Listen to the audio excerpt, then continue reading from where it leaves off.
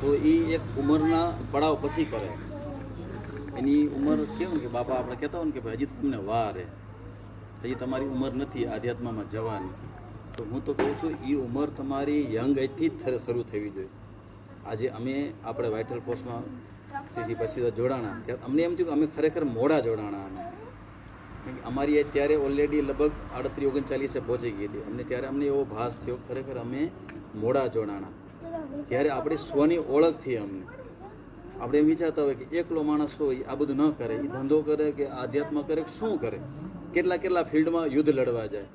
તો હું તમને મારી જ વાત કરું, હું આજે ભાઈસી સાથે જોડાણા પછી એકલો હોવા છતાં દરેક યુદ્ધના મોરચે ખરેખર ભાઈસીના આશીર્વાદથી અને એના જ્ઞાનથી દરેક જગ્યાએ એકલો છું છતાં પણ હું આમાં આગળ વધી શક્યો છું. એનો મને ગર્વ છે. અને હું શ્રી ભાઈસીનો સ્ટુડન્ટ છું એનો પણ મને ગર્વ છે કે જેથી હું ભાઈસીના જ્ઞાન થકી આજે કહેવાય ને કે રાજકોટ યુવક મંડળમાં ઘણા વર્ષોથી જોડાયેલો હતો. પણ જેવો આપણે આ ભાઈસી સાથે જોડાણા અને જ્ઞાનનો આપણે થયો ત્યારે આપણી અંદરનું ઇમ્પ્રુવમેન્ટ એવું આવ્યું કે અલગ અલગ મોરચે મને અલગ અલગ પદ મળવા માંડે. એની પહેલાં પણ જોડાયેલો હતો તો ત્યારે આપણી પદની મને કોઈ ઓફર નહોતી કરી. પણ જેવો હું ભાઈસી સાથે જોડાણા અને વિશેષ કે અમે 2020માં તમે બધા ધંધે નોખા થયા. અમારું સંયુક્ત પરિવાર હતું બધું અમારું. 2020માં તમે ધંધે નોખા થયા અને એ દરમિયાન અમારું ભાઈસી સાથે જોડાણ થયેલું હતું 2018થી. તો 2018માં જોડાણ થયા પછી 2020માં હું ધંધે એકલો, ત્યાં સુધીમાં બધા ભેગા હતા. 2020માં અમે નોખા થયેલા, હું સિંગલ થઈ ગયો.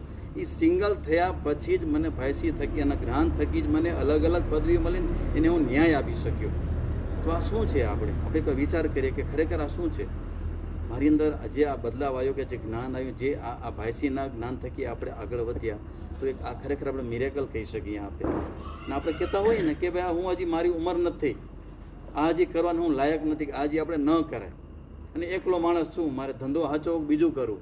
તો આજે હું બધાનું કહું છું, હું ગર્વથી કહું છું, હું એકલો હોવા છતાં હું ભાઈસીના સ્ટુડન્ટ થકી ભાઈસીની દરેક જવાબદારીનું નિભાવું છું, મારા બિઝનેસને સંભાળું છું. અને સાથે સાથે હું જે પણ સામાજિક એક્ટિવિટીમાં મને જે કુદરતે મને જે સેવા કરવાનો મોકો આપ્યો છે દરેક જગ્યાએ હું યથાર્થ સેવા કરું છું અને મારી નિષ્ઠાપૂર્વકની સેવા કરું છું. ધન્યવાદ.